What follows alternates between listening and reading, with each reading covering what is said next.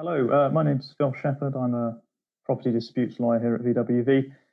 I'd like to talk to you for about 15 minutes today about where we are with landlord remedies in COVID-19. I apologise. I know everyone's probably sick to the teeth already of hearing about COVID, but it's a fast-moving area of the law, and landlords and tenants and people that advise them really do need to know what landlords are capable of at the moment. Over the next 15 minutes, I'd like to give you a very brief snapshot of where we currently are. I'd like to look at a recent case or a cluster of recent cases just to show you how the courts are currently looking at these things. And then I'm going to do a bit of crystal ball gazing at what we might expect over the next 6 to 12 months, something like that. In terms of where we currently are, nothing really has changed over the last 6 to 12 months.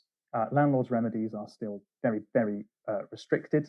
What you can currently see on the screen is a list of the usual remedies that landlords will use that have been quite badly hit by COVID legislation. Just to rattle through those very, very quickly, I'm sure you're all well aware of what they already are. Landlords can't currently forfeit for non-payment of rent. That's due to stay until the end of June. Commercial rent arrears recovery or distress, as people who are slightly longer in the tooth will know it, is available, but the level of rent arrears required is already at well over a year, so it's unlikely to be an attractive proposition for any landlord. Landlords can still serve statutory demands in order to start an insolvency process, but they can't rely on them until the end of June, or can't rely on any that are served before the end of June, so that's not really a goer either. Petitions for winding up are available, but landlords need to give a declaration to say that COVID's not had any impact on the tenant. Landlords aren't really going to know that, so that's a pretty unattractive option to go down.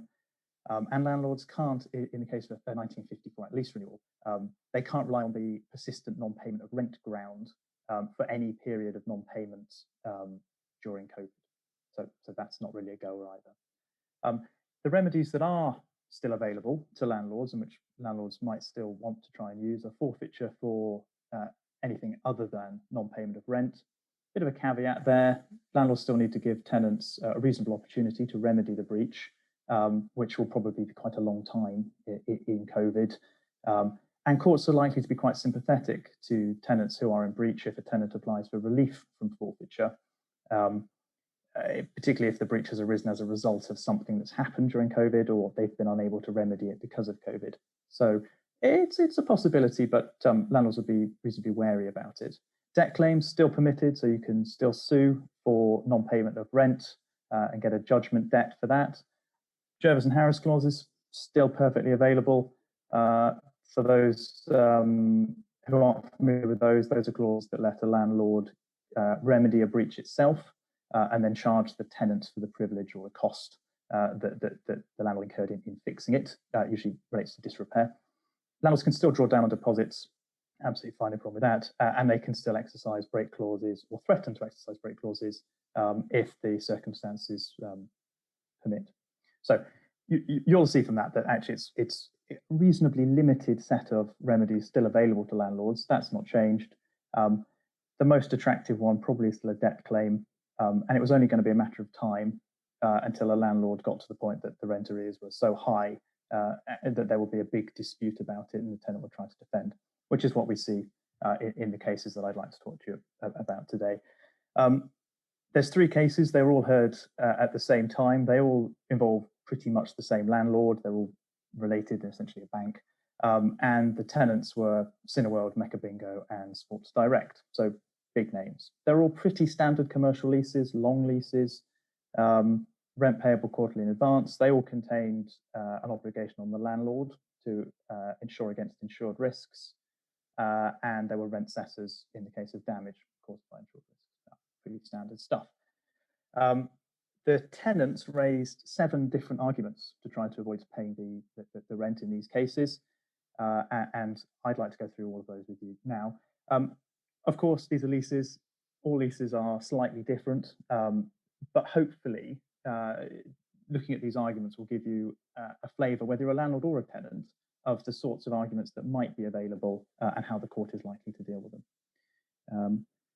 The first argument was by the tenants on the code of practice. That's the new code that was introduced quite early on in the COVID pandemic. The purpose of the code was to encourage landlords and tenants to negotiate, come to deals about future rents and existing rent liabilities. And the tenant said, well, the landlord hasn't complied with the code, therefore it's premature to reach court. The court said, no, absolutely not. The code's voluntary. And although a court will expect parties to engage with the code and can penalise them on costs, where a landlord has a slam dunk case, the court isn't going to send the parties away to go negotiate. It might as well just give judgment. So that argument wasn't a goer.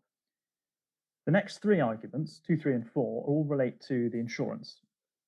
As I'm sure you're aware, insurance is quite a contentious issue during COVID. You've seen the big case on business interruption insurance.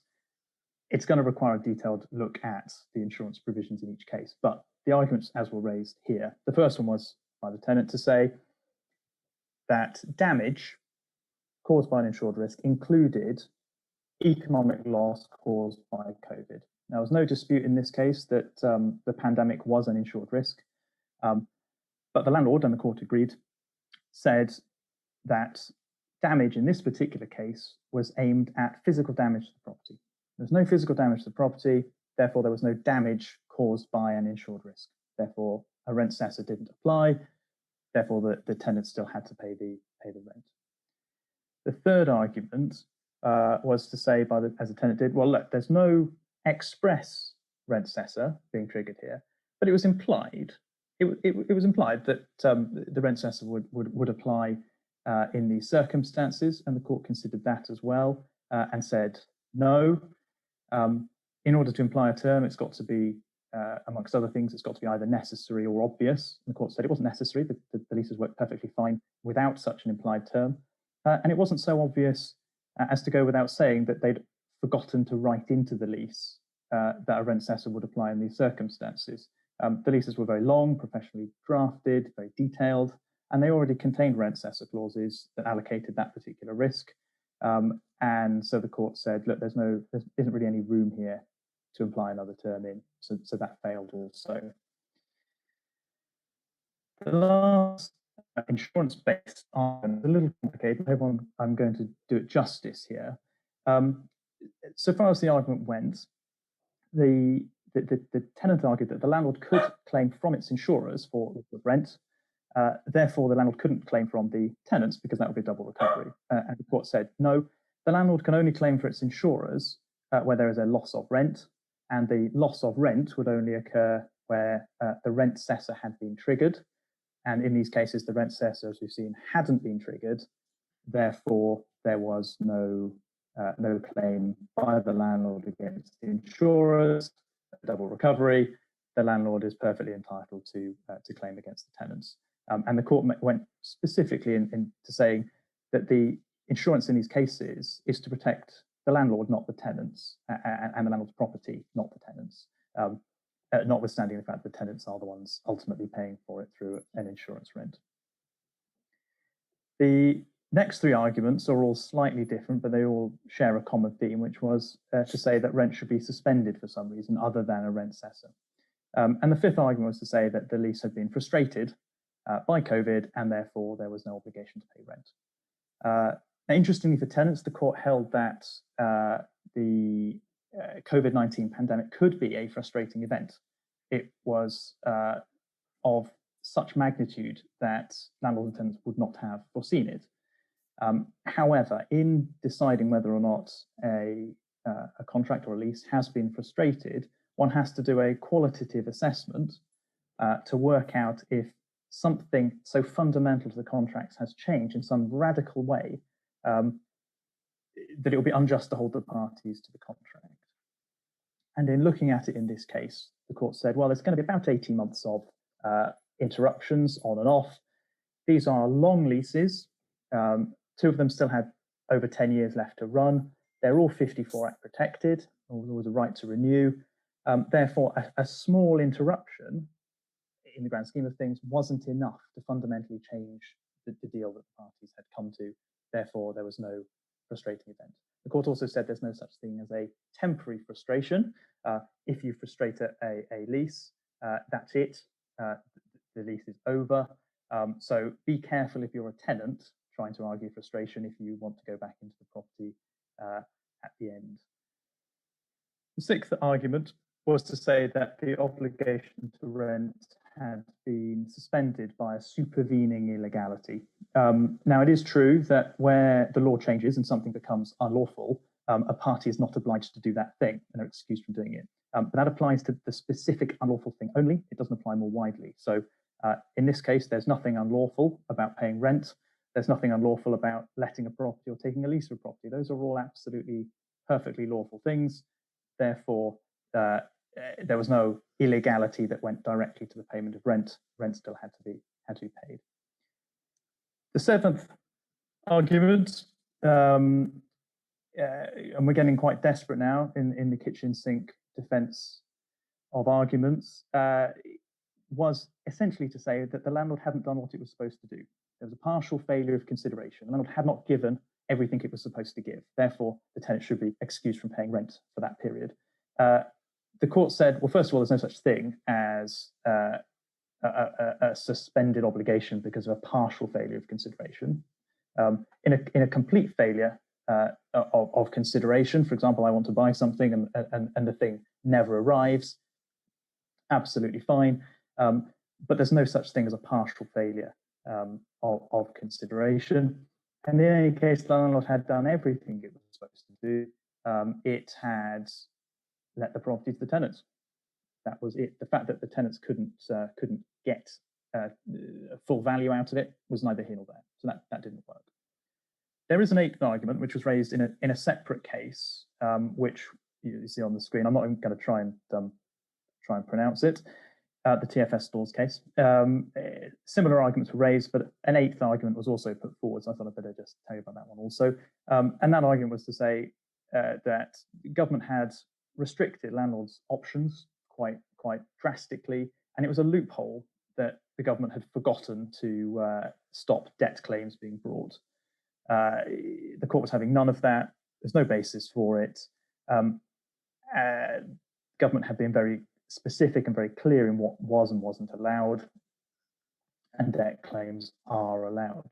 The court also said there was quite a difference between the more teethy remedies, forfeiture, for example, and something like a debt claim, where at the end of it, the landlord receives a piece of paper saying that a debt is owed, which the landlord will then need to take other steps to enforce, so that they weren't really comparable.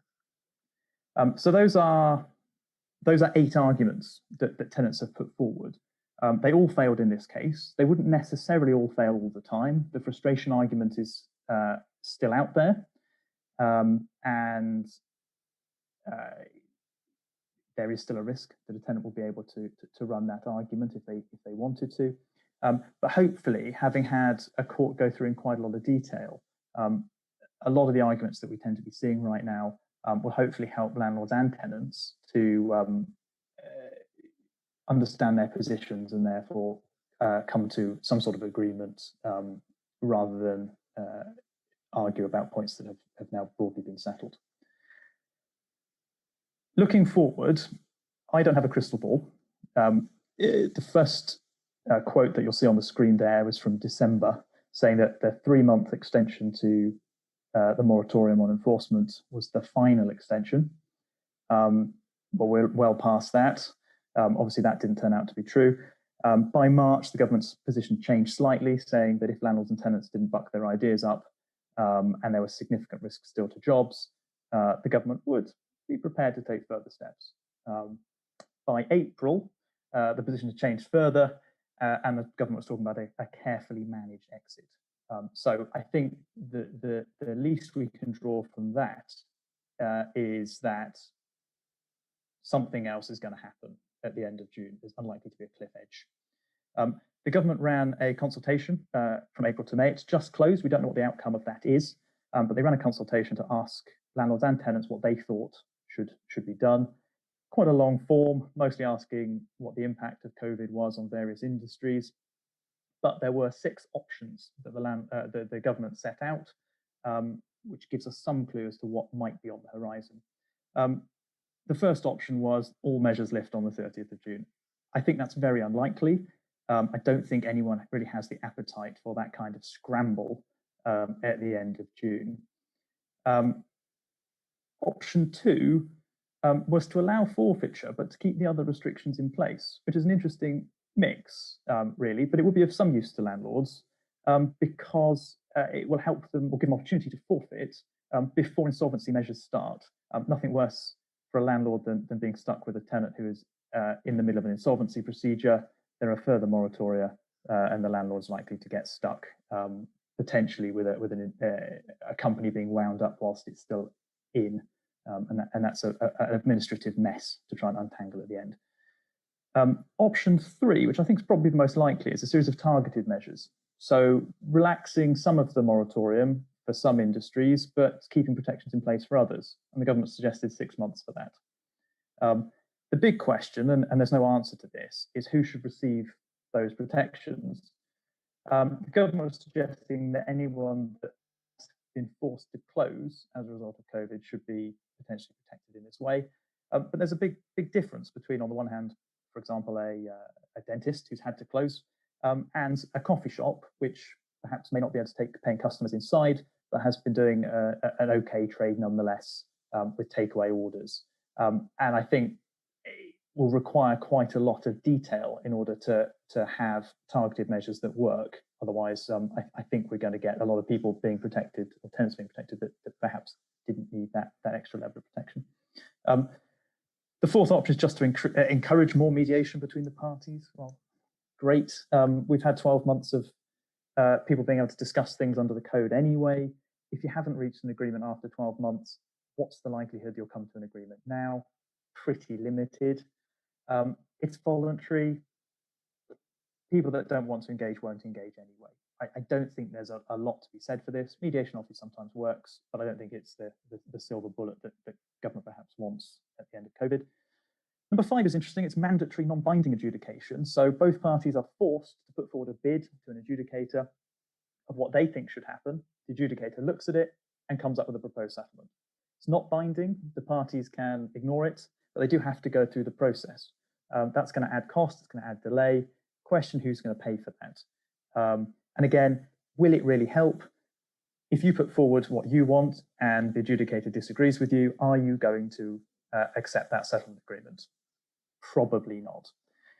Which brings us to option 6, the nuclear option, which is binding adjudication.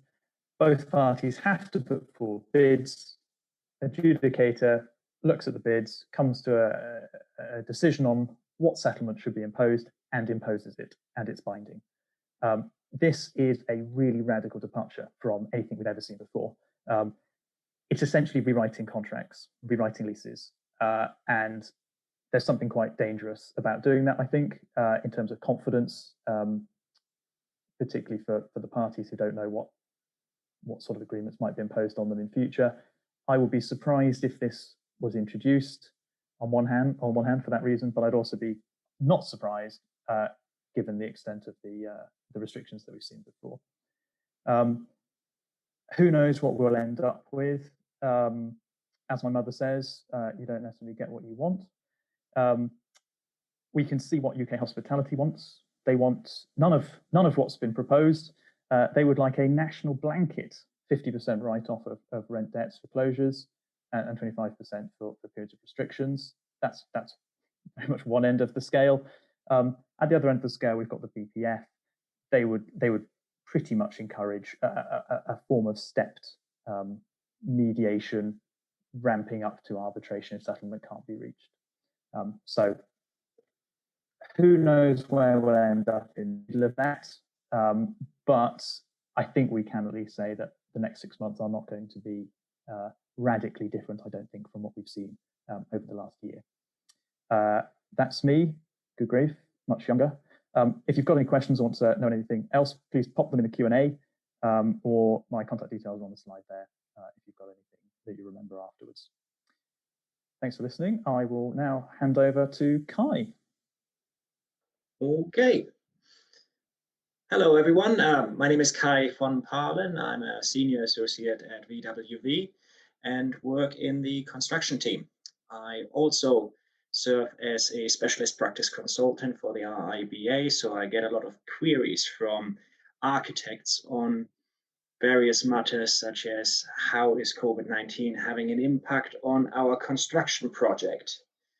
Back in March, April last year, I first started teaching those courses on COVID-19 and how it affects construction contracts. And each time I was hoping this is hopefully the last time I have to do one of these courses. But no, this thing is still about, still causing trouble. So I keep being asked to teach them. And well, each time I hope, as I say, that it's the last time. So fingers crossed now that we don't have to deal with this stuff much longer. Here we go. An old definition as to what COVID-19 is all about. As we know, if infectious disease that is having an impact on people's health. I think we all know the symptoms by now. We all know how it works. But just to remind ourselves as to what it is all about. So whilst we know what we're talking about when it comes to COVID-19, which construction contracts specifically are we talking about? What construction projects is this about? I'm going to speak a bit about JCT contracts, which is the most common standard form contract that is being used in the UK. In addition, we have NEC contracts, which are published by the Institution of Civil Engineers, and they tend to cover larger projects with large organizations, local authorities, public bodies, and some bigger corporations using NEC contracts. And then, of course, we have our own bespoke contracts where, for instance, the construction projects would be carried out on the standard terms and conditions of the contractor, or there is some contract in place that the parties have come up with themselves. Regardless as to which contract we're using, there's usually a contractor involved and also an employer, the person who's the developer and instructing the works. Between those two is often a contract administrator or an architect, but they would not necessarily be, or they would not be a party to the contract between the contractor and the employer. So what effect or what impact does COVID-19 have on construction projects? Well, one thing to be said is, and back when I first started teaching these webinars, this was far from clear as to whether the government would actually do something to shut down construction sites in England. And it hasn't. There were construction sites closing and shut down in Scotland, but it didn't really happen in England. And that had to be clarified at some point by a letter from the Secretary of State to the construction industry saying, you guys should all keep working because you are very important. Same has always applied to builders and merchants. So technically speaking, in theory, there never needed to be any delay as such as a result of COVID-19. However, the reality is that COVID-19 has been and continues to cause delay in the construction industry, even though there has been no official action by the government to come in and close down construction sites. So what happens if there is delay? What is the consequence if the contractor is not performing as quickly as it should do on a construction project? If there is such delay, the employer might take action. They might decide at some point to terminate the contract as a result of the delay. The employer might choose that this project and the delay is becoming untenable, and as a result, the contractor's employment should be terminated. That is one potential consequence coming from delay.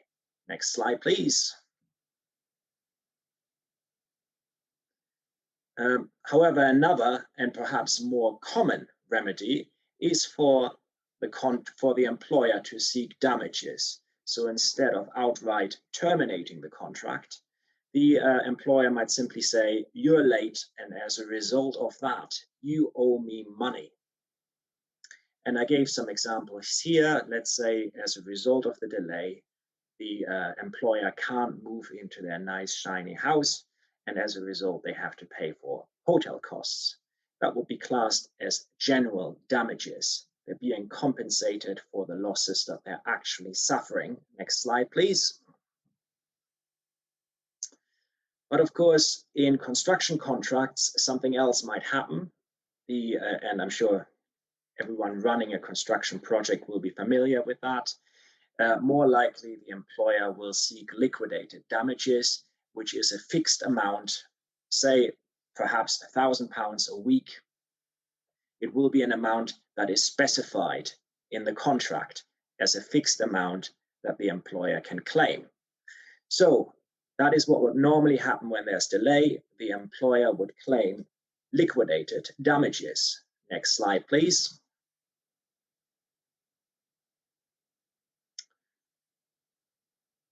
So, and of course, the employer would be doing that because normally when the contractor fails to complete on time, that's a breach of contract. The contractor has failed to perform, and as a result, the employer is entitled to compensation. Now, and as I say, normally the construction contract or many construction contracts will allow for liquidated damages to be recovered in that case. Next slide. However, it's not a given that the employer is entitled to liquidated damages, because the construction contract may have something to say about that. The construction contract may describe circumstances where the employer is entitled to an extension of time. So where in circumstances where the contractor will be given additional time for finishing the works. The contract might also say in what might happen in the event that there is prolonged delay as a result of neither party's fault. So in circumstances, not much unlike COVID having something to do with it, the works being delayed by something that is not the fault of the contractor. Now, in those circumstances, the contract might specify that one party or the other has a right to end the contract, but avoid the usual claim for compensation that the other side would have in those circumstances. The crucial thing here to consider is what is actually causing the delay. Is the delay somehow caused by the employer, in which case it would of course be unfair for the employer to have a claim against the contractor as a result. But of course it doesn't necessarily have to be the employer's fault. It could just be something that is neither party's fault, a neutral event. So always important to look back at the contract, the construction contract, and consider what it says about events which are either the employer's fault or nobody's fault, as the case may be. Next slide, please.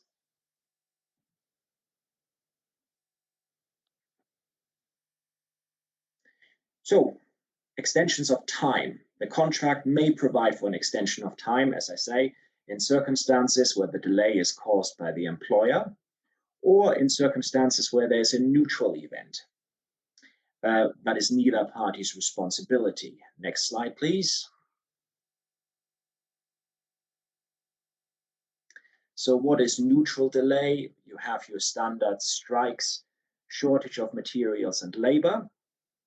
But importantly here, unless there is something expressly stated in the contract, the delay will probably be the contractor's risk. So applying that principle to COVID, if as the contractor you want to be protected against the works being delayed by COVID, then this will probably have to be written into the contract. Otherwise, it will be the contractor's risk. Next slide. So, and next slide again. So let's talk about what happens if the works are delayed by COVID, now that we have explored the background a little bit.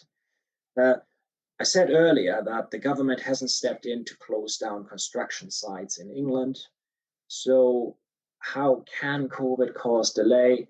I gave some examples here that we have seen. So obviously, the workforce might be affected, transport might be affected. We have seen some people who wanted to use subcontractors from abroad who couldn't come to the UK.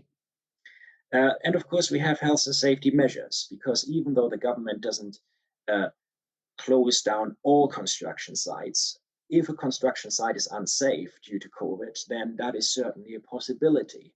If you have to get too close to each other, if you're unable to work in a manner that is considered safe, then you might have to close down. It depends on each individual case and is quite specific to an individual construction site. One other important bit, of course, is whilst builders' merchants are still open, they might not have the goods, they might not have the materials needed. So these are all things, all circumstances by which COVID might cause delay to a project. Next slide, please.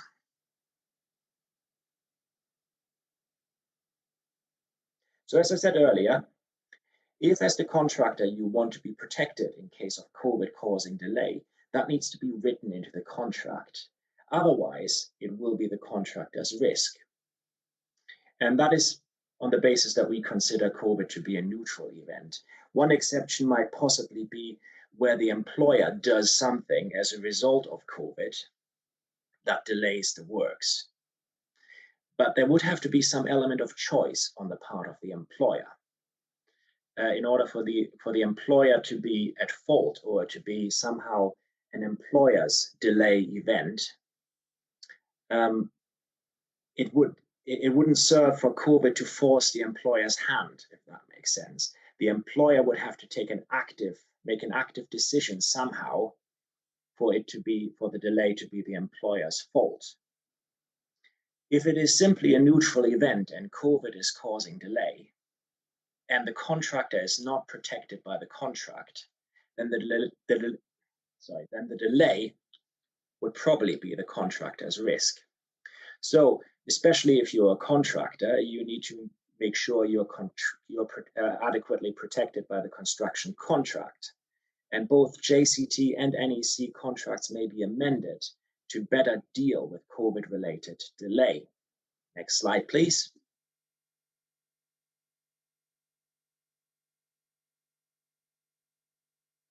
So many construction contracts will have a force majeure clause.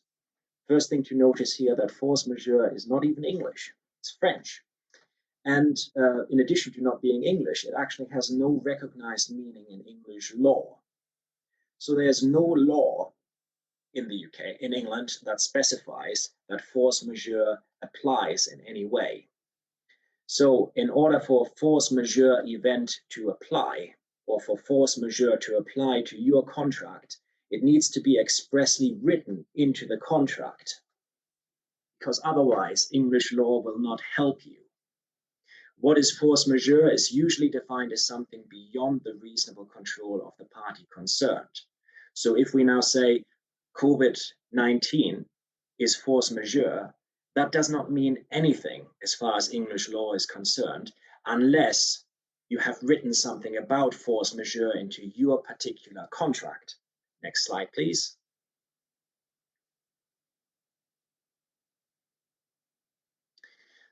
That then often comes down to, and within your clause, within your construction contract, force majeure might say something about it having to be unforeseeable. So, for instance, if there's a strike going to come up, were we aware of this strike coming up at the time that the contract was signed? Was this strike or the particular event foreseeable?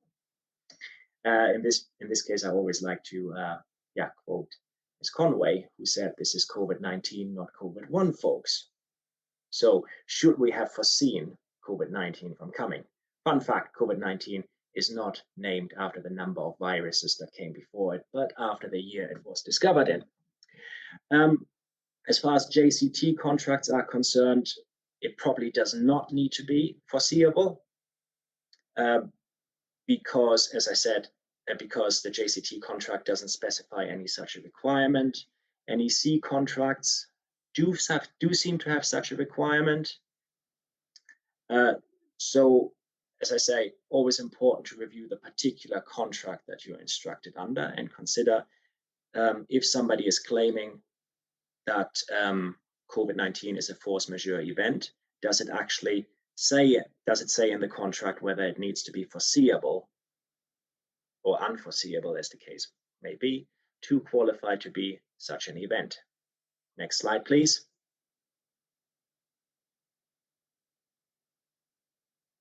Now, so let's say there is a force majeure clause, and let's also say COVID-19 is considered a force majeure event. That doesn't give you free range to just stop works as the contractor and claim that it's okay because of COVID-19. No, because you would usually have to show that COVID-19 is actually affecting the site, this particular site, because COVID-19 has been around for quite some time now. So it's certainly not okay for a contractor to simply say, well, it's COVID-19 delay, nothing I can do about it. Because often there will be something you can do about it. You need to plan it properly. You need to try and mitigate the situation. Or, for instance, using the JCT example, use your best endeavors to prevent delay, which will then be subject to a fair and reasonable assessment. So architects will often have the job of assessing, did this contractor try and mitigate the delay? Did this contractor do his best or her best to move the project forward in spite of COVID delay? Those will be relevant considerations for any construction project. Next slide, please. One more thing to consider is, with a neutral event, more time does not always mean more money. So even if the contractor receives more time to complete the project, that does not necessarily mean that the contractor will also be able to claim the additional loss and expense that it's suffering as a result of the COVID-related delay. Next slide, please.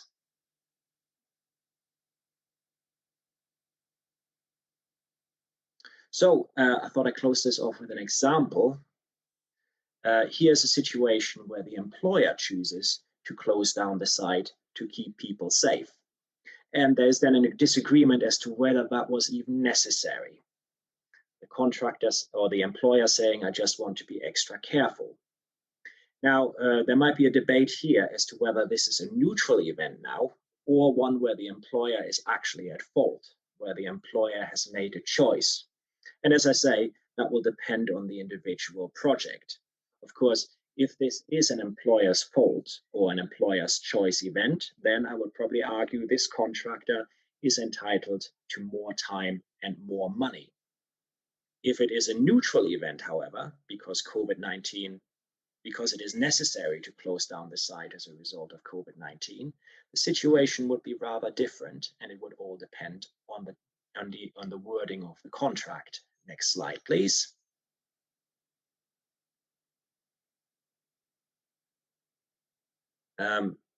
So depending on the wording of the contract, what would the contractor say next?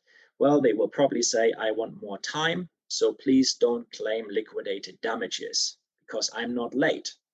And that will probably be fair, depending on the wording of the contract. And next slide, please.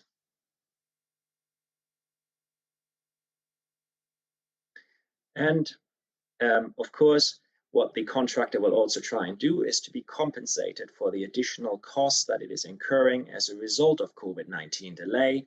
And I gave some examples as to what that might include: increased preliminaries, overheads, wasted management time. Next slide, please. Now, whether that will be recoverable is, of course, a complicated question, and it will depend on the individual wording of the contract. So, in summary, you have a delay. Consider how it has been caused. Is the employer to blame here, or is this indeed a neutral delay? And could it have been mitigated by the contractor in any way? As ever, review your contract and consider whether the contractor should have more time to complete the project, and should he or she also have more money? Does the delay in question need to be unforeseeable in order for the contractor to have a claim? So to what degree should the contractor have been aware that COVID-19 might potentially cause delay on the project? And then finally, consider what is the consequence here. Should I terminate the contract in the event of prolonged delay? Do I have that right? And yeah, what other compensation might one party have to pay to the other? But yeah, that's it from me. Available to answer some questions at the end if necessary. Thanks very much, Kai. And good afternoon, everybody. My name is Richard Vann Jones. I'm a senior associate in the commercial property team. We will have, by necessity, a very quick canter through some of the more notable recent cases under the overall heading Pitfalls for Developers. So without further ado, next slide, please, Phil. Thank you. So this case is a recent one. It's pretty significant. It's the first time that the Supreme Court has considered the public interest grounds in connection with the developer applying to vary or modify a restrictive covenant. So it's Alexander Devine Children's Cancer Trust and Housing Solutions Limited. Essentially, as I say, a developer attempted to modify a restrictive covenant to allow 13 affordable houses that had been built in breach of the covenant and knowingly to remain in place on public interest grounds. The developer had obtained planning permission in spite of there being a 1972 covenant, and it provided, as you can see, the land could only be used for car parking and no building or structure could be constructed on the land. So the developer cracked on, built the housing, and then applied to the upper tribunal to modify the restrictive covenants under the Law Property Act, section 84(1)AA grounds. And that is that's based on the argument it was contrary to public interest. Developer claiming that the need for affordable housing trumped the need for the covenant. So at first instance, the developer was successful. The upper tribunal granted the application. Their rationale for doing so was that a payment was adequate remedy, and that there was indeed a public interest in the provision of affordable housing. The trust, however, appealed the decision. Just by way of background, the trust was operating a children's hospice next door. So they felt there was a real need for there to be privacy and for that to be protected. Court of Appeal overturned the upper tribunal decision and agreed, and subsequently the Supreme Court upheld that decision that the developer could not knowingly and willfully breach the covenant. Interestingly, the Supreme Court described the breach as cynical, and the judgment said, as you can see, it would be wrong to allow the developer to secure the modification of the covenant in reliance on the state of affairs created by their own deliberate breach. So essentially, what they couldn't do is build the housing and then say it's terrible. It would be a go against the public interest to require these houses to be demolished. So it was a circular argument, if you like, and they couldn't breach the covenant, then rely on that, on their actions as providing a defense, essentially, against the consequences of their own breach. Interestingly, however, the Supreme Court ruled on the legalities of it, but they did not rule on what the actual remedy would be. So they've deferred to a lower court to decide whether or not the housing actually needs to be demolished. Next slide, please. Thanks very much. And this deals with town and village green issues. So cases TW Logistics Limited and Essex County Council. Quite a recent case, this one. And TW Logistics were the operators of a commercial quayside and docks. Facts of this seem a little bit harsh. They were almost literally caught between the devil and the deep blue sea, or the HSE and the deep brown harbour. Essentially, the Supreme Court confirmed that part of a working quayside had been properly registered as a town or village green. Now, the Commons Act 2006 provides that this registration may take place where there is a significant number of local inhabitants who have indulged as of right in lawful sports and pastimes, and for a period of at least 20 years. Now, on this occasion, they weren't playing cricket. They were literally just hanging around, walking dogs and chatting to each other. So the definition of sports and pastimes is very broad. And the driver for this, as I mentioned, was pressure from the HSE, who were worried about people falling into the docks. As a result, the owner fenced off the area, and consequently, locals applied for and were successful in having the land registered as a TVG. Now, this concerned the landowner because, due to some Victorian legislation, it can be a criminal offence to carry out certain acts that prevent individuals from using a town or village green. So, was it going to be a criminal act to continue to operate the docks? On this occasion, it was held no. The court held that the right must be exercised in a fair and reasonable way to respect the concurrent established use by the landowner, which is known as a give and take principle. So what are the key takeaways here? The big one is that when you hear the term town and village green, you perhaps don't think of the edge of a commercial dock, but TVGs may not look like TVGs.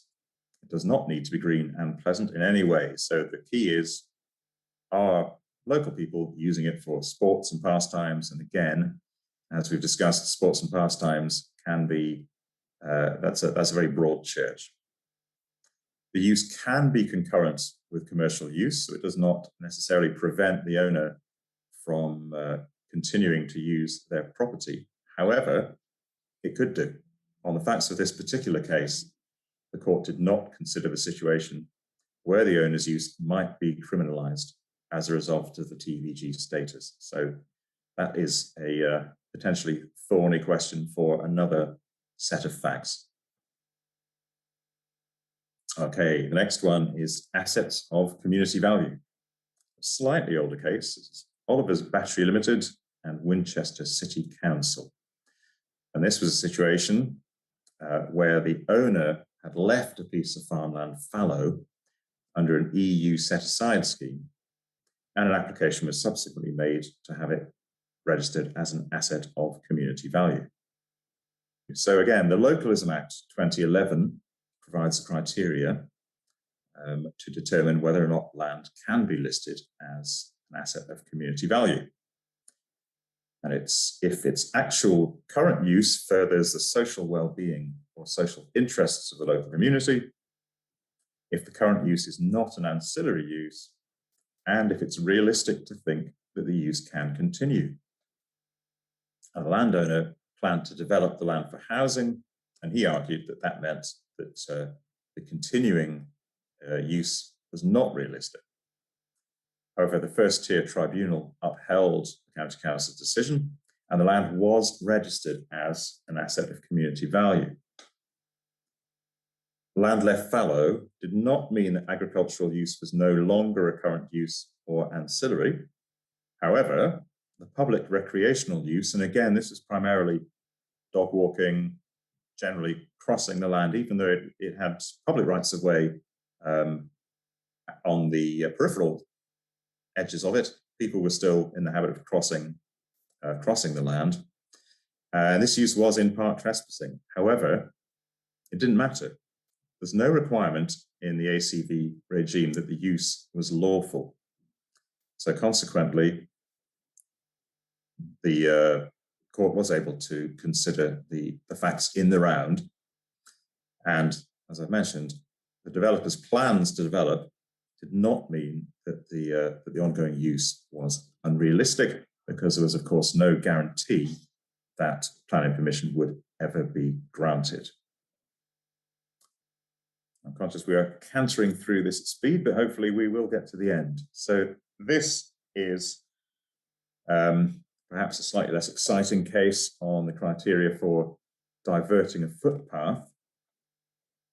It's a Court of Appeal case considering the factors that an inspector is entitled to consider when determining an appeal challenging the diversion of a public footpath by a local authority. Appeal was brought by the Open Spaces Society on this occasion, and the tests to determine whether or not a footpath can and should be diverted is, would it be in the interest of the owner of the land? Would the footpath be not substantially less convenient to the public after diverted? And in general sort of catch-all, is it expedient to confirm the order having regard to the effect which the diversion would have on the public use of the footpath and certain surrounding land? Now, the background to this is that this was a property, a large manor house owned by someone with a high media profile. Unfortunately, I've been able to find out who it was. So if you're bored, have a dig around, see if you can find out. The footpath crossed their land and it gave a view to tennis courts and an upper balcony. So they wanted to protect their privacy and divert some of the public footpath.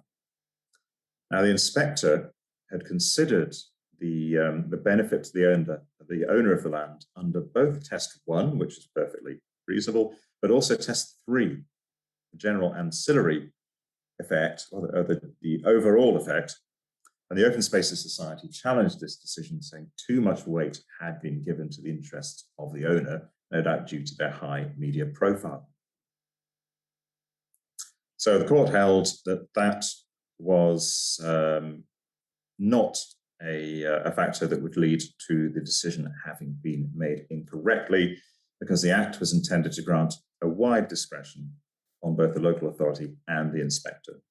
So consequently, it was permissible for them to consider other factors considered relevant to the question of whether they could confirm the diversion order. And on this occasion, they could. And that's it. Thank you very much. So, sorry, that was a fairly rapid canter, but it does leave us 2 minutes if anyone has any questions, either for myself or Phil or Kai. Thank you.